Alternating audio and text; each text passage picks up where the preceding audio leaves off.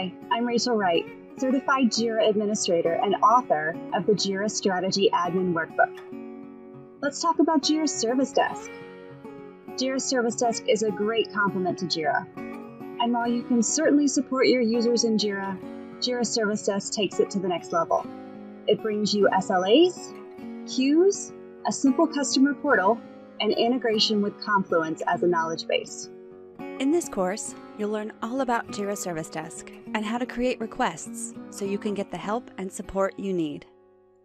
You'll learn how to use the customer portal, how to properly create a request, how to approve requests, best practices, and how to view and change your profile options. This course is for anyone new to Jira Service Desk. I made it basic so you can start requesting help immediately. Check out my Intermediate, Advanced, and Service Desk Agent courses for a deeper look at all the features. Also, this course is for users of the server version. Have cloud? Check out the Intro to Jira Service Desk cloud version instead. All right, let's get started.